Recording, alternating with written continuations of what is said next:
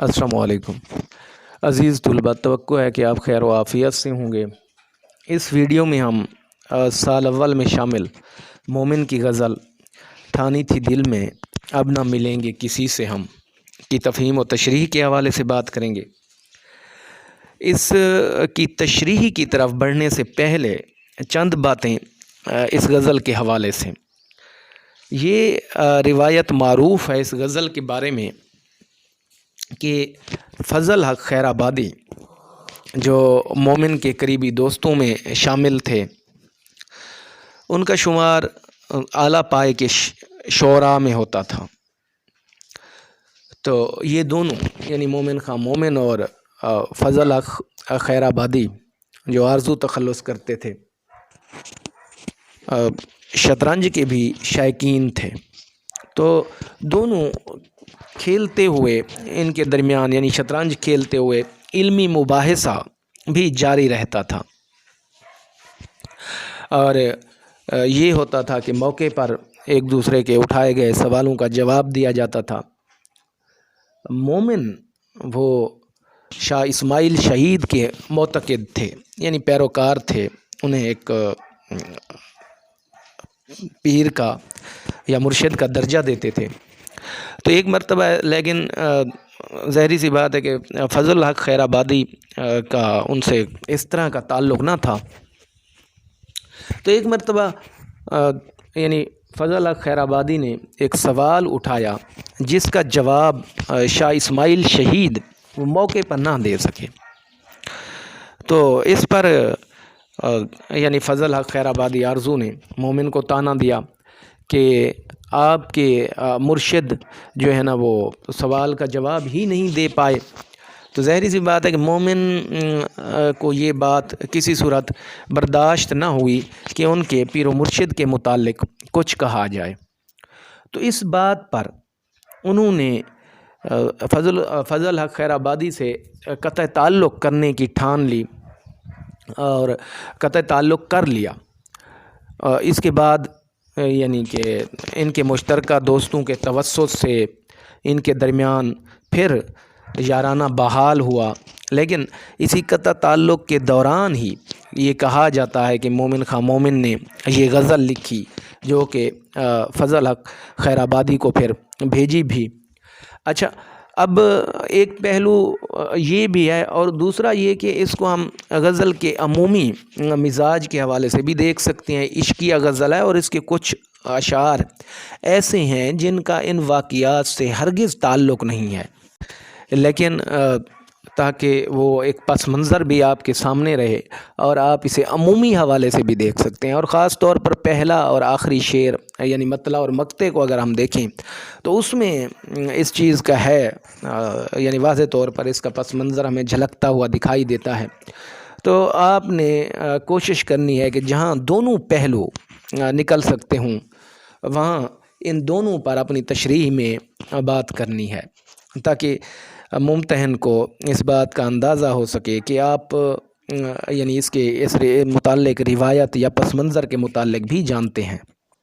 ठानी थी दिल में अब ना मिलेंगे किसी से हम, पर क्या करें कि हो गए नाचार जी से हम। मुश्किल अल्फाज के मानी देखिए। ठानना, पुख्ता इरादा करना, नाचार, मजबूर, बेबस, जी से, दिल से। मफ़हूम, मैंने दिली तौर पर पुख्ता इरादा कर लिया था कि अब महबूब से नहीं मिलूँगा, लेकिन दिल के हाथों मजबूर होकर रह गया। इस मतले में मोमिन खां मोमिन ने तर्क मोहब्बत के हवाले से अपनी बेबसी का मज़मून बांधा है और ज़ाहिर सी बात है कि ये एक ऐसा जज्बा है जिस पर इंसान का इख्तियार नहीं है। इसीलिए ही कहा जाता है कि इश्क किया नहीं जाता बल्कि इश्क हो जाता है। गालिब जैसा शायर भी कहता है, इश्क पर ज़ोर नहीं, ये वो आतिश गालिब कि लगाए न लगे बुझाए न बने।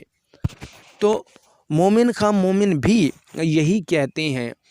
उन्होंने इश्क ہونے کے بعد والی تمام کیفیات کا جب جائزہ لیا کہ اس سے یعنی ایک عاشق کا مقدر دنیا کی تان و تشنیع بنتی ہے، لوگ ذلت اور رسوائی اس کا مقدر ٹھہرتی ہے۔ میر بھی کہتا ہے کہ پھرتے ہیں میر خار کوئی پوچھتا نہیں، اس عاشقی میں عزت سادات بھی گئی۔ اور ایک طرف تو دنیا والوں کا رویہ اور دوسری طرف سے محبوب کا جو رویہ ہے وہ عاشق کے لیے انتہائی تکلیف دہ ہے۔ محبوب عاشق کی محبت کا جواب محبت سے دینے کی بجائے اس پر مظالم کے پہاڑ توڑتا ہے۔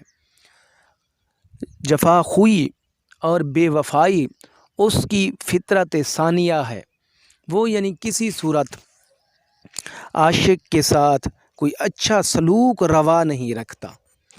تو ظاہری سی بات ہے کہ جب دونوں اطراف سے عاشق کو یعنی تکلیف کا سامنا کرنا پڑتا ہے، ایک دنیا والوں کی طرف سے اور دوسرا وہ جو ہے نا محبوب کی طرف سے، تو وہ محبت ترک کرنے کی، عشق کو چھوڑ دینے کی ٹھان لیتا ہے، تہیا کر لیتا ہے کہ وہ ایسے کام سے باز آئے گا جس میں ذلت اور رسوائی اس کا مقدر۔ لیکن عاشق اپنی تمام تر کوششوں کے باوجود ترک محبت میں کامیاب نہیں ہو پاتا، یعنی وہ محبوب کو اپنے ذہن سے اور اپنے دل سے کسی صورت بھی چاہنے کے باوجود نکالا نہیں دے سکتا، اور عشق کی ہاتھوں یعنی وہ مجبور ہو جاتا ہے۔ اور کئی شعراء نے اس مضمون کو باندھا ہے، یعنی ترک عشق کے معاملے میں اپنی بے بسی کا اظہار کیا ہے۔ حسرت کہتے ہیں بھلاتا لاکھ ہوں لیکن برابر یاد آتے ہیں، الہی ترک الفت پہ وہ کیوں کر یاد آتے ہیں۔ یا فراق کہتے ہیں کہ سر میں سودا بھی نہیں، دل میں تمنا بھی نہیں، لیکن اس ترک محبت کا بھروسہ بھی نہیں۔ ناصر بلکہ حسرت کا ہی دوسرا شعر ہے کہ ایک مدت سے تیری یاد بھی آئی نہ ہمیں، اور ہم بھول گئے ہوں تجھے ایسا بھی نہیں۔ ناصر کہتے ہیں کہ اے دوست ترک محبت کے باوجود محسوس کی ہے تیری ضرورت کبھی کبھی، یعنی جب ایک محبوب جو ہے نا وہ عشق کے ذہن میں، عاشق کے ذہن میں، اس کے دل میں گھر کر لیتا ہے، پھر اس کو اپنے دل سے، اپنے ذہن سے نکالنا عاشق کے لیے یعنی آسان نہیں ہوتا، بلکہ اس کے لیے یہ اس کے اختیار میں نہیں ہوتا کہ وہ چاہ کر محبوب کو اپنے ذہن اور دل سے نکال سکے۔ تو مومن بھی یہی کہتے ہیں۔ اب غزل کے پس منظر کے حوالے سے بات کی جائے، دوسرے پہلو کے حوالے سے بات کی جائے جو ہم نے ایک روایت اس کے متعلق بیان کی ہے، تو کہا جا سکتا ہے کہ مومن یہ کہنا چاہتے ہیں کہ جب فضل حق خیر آبادی آرزو سے میں نے تعلق منقطع کر لیا، تو یہ میں نے تہیہ کر لیا تھا، پختہ ارادہ کر لیا تھا، اب کسی صورت بھی فضل حق خیر آبادی سے تعلق نہیں رکھوں گا، کیونکہ ایسا شخص جو میرے مرشد کے متعلق بدگمانی رکھتا ہو وہ میرا دوست نہیں ہو سکتا۔ لیکن ظاہری سی بات ہے کہ ایک قدیم یارانہ یا ایک گہری دوستی وہ کہیں سوچنے سے یا ارادہ کرنے سے کسی صورت ختم نہیں ہو سکتی، تو مجبوراً اسے یعنی کہ پھر دوستوں کے کہنے پر بھی اور اپنے دل کے ہاتھوں مجبور ہو کر دوبارہ فضل حق خیر آبادی سے تعلق جو ہے نا وہ بحال کرنا پڑا، اور دوبارہ ان میں یارانہ قائم ہو گیا۔ دراصل اسی صورتحال کی عکاسی مومن ہمیں اس شعر میں کرتے ہوئے دکھائی دیتے ہیں۔ دوسرا شعر ہے ہنستے جو دیکھتے ہیں کسی کو کسی سے ہم، منہ دیکھ دیکھ روتے ہیں کس بے کسی سے ہم۔ مشکل الفاظ کے معنی: ہنستے دیکھنا، خوش دیکھنا، ناچار، مجبور، بے بس۔ مفہوم دیکھیے، جب ہم کسی کو کسی سے ہنستے بولتے دیکھتے ہیں تو ہمیں بے بسی سے اپنی تقدیر پر رونا آتا ہے۔ اس شعر میں مومن نے اپنی بے بسی کا مضمون باندھا ہے۔ شعر میں 2 مرتبہ کسی کا لفظ استعمال ہوا ہے اور اس شعر کو 2 پہلوں سے دیکھا جا سکتا ہے۔ تو پہلے تو آپ یہ دیکھیں، اگر کسی سے مراد محبوب ہے، پہلے کسی سے مراد محبوب ہے اور دوسرے کسی سے مراد غیر ہے، تو یہ ہو سکتا ہے کہ مومن یہ کہتے ہیں کہ میرا محبوب، یا اپنے محبوب کو جب میں کسی غیر سے ہنس کر بات کرتے ہوئے دیکھتا ہوں تو مجھے اپنی بے بسی پر رونا آ جاتا ہے۔ میں چاہ کر بھی اسے ٹوک بھی نہیں سکتا، اور یہ بھی کسی صورت دل برداشت نہیں کرتا کہ میرا محبوب وہ غیر سے ہنس کر کلام کرے یا بات کرے۔ ظاہری سی بات ہے کہ ایک عاشق کے اندر جو حسد یا رشک کا جذبہ ہوتا ہے وہ بہت زیادہ ہوتا ہے، اس کے لیے یہ بات ناقابل برداشت ہوتی ہے کہ اس کا محبوب کسی دوسرے سے گفتگو کرے۔ اس لیے وہ اپنے محبوب کو کسی دوسرے سے گفتگو کرتا ہوا یا ہنس ہنس کر باتیں کرتا ہوا دیکھ کر وہ حسد سے جل جاتا ہے، بھن جاتا ہے۔ تو غالب جیسا شاعر، غالب تو کہتے ہیں کہ وہ اپنے محبوب کے گھر کا پتہ کسی سے نہیں پوچھتے، کہ کہیں ایسا نہ ہو کہ وہ محبوب کا نام سن کر یا اس کے گھر کا پتہ جان کر اس پر عاشق ہو جائے۔ چھوڑا نہ رشک نے کہ تیرے گھر کا نام لوں، ہر ایک سے پوچھتا ہوں کہ جاؤں کدھر کو میں۔ یہ غالب کا ہے۔ اب اچھا، دوسرے پہلو کے حوالے سے بھی ہم دیکھ سکتے ہیں۔ دوسرا پہلو یہ ہے کہ کسی کو کسی سے ہم دونوں کسی سے مراد کوئی دوسرے عاشق اور محبوب ہیں۔ اب سچویشن یہ ہوتی ہے کہ جو بیرونی منظر ہے اس کا انحصار یا اس کی تصویر کا جو انحصار ہے وہ انسان کی اندرونی کیفیت پر ہوتا ہے، وہ دلی کیفیت پر ہوتا ہے۔ مثلا آپ اندرونی طور پر اگر خوش ہیں، آپ خوش ہیں، تو بیرونی منظر بھی آپ کو سہانا محسوس ہوگا اور وہ آپ کی خوشی میں اضافے کا باعث ہوگا۔ ہر طرف آپ یوں محسوس کریں گے کہ جس طرح آپ خوش ہیں باقی لوگ بھی خوش و خرم ہیں۔ بالکل اسی طرح اگر انسان اندرونی طور پر مغموم ہو، غمزدہ ہو، تو بیرونی جو مناظر ہیں وہ بھی اسے غم میں ڈوبے ہوئے دکھائی دیتے ہیں۔ ناصر کا کہنا ہے کہ دل تو میرا اداس ہے ناصر، شہر کیوں سائیں سائیں کرتا ہے۔ ظاہری سی بات ہے کہ پھر حسین اور سہانے مناظر بھی کہیں اس کے غم کی شدت میں اضافے کا باعث بنتے ہیں۔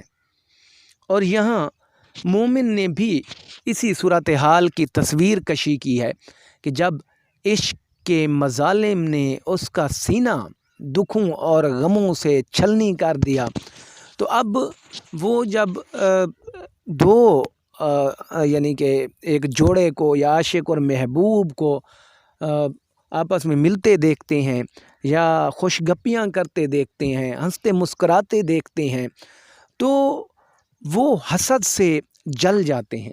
انہیں اپنا زمانہ یاد آ جاتا ہے جب ان کی اور اس کے محبوب کی محبت عروج پر تھی، جب وہ اس طرح ملتے تھے جس طرح کسی شاعر نے کہا ہے کہ یاد ماضی عذاب ہے یا رب، چھین لے مجھ سے حافظہ میرا۔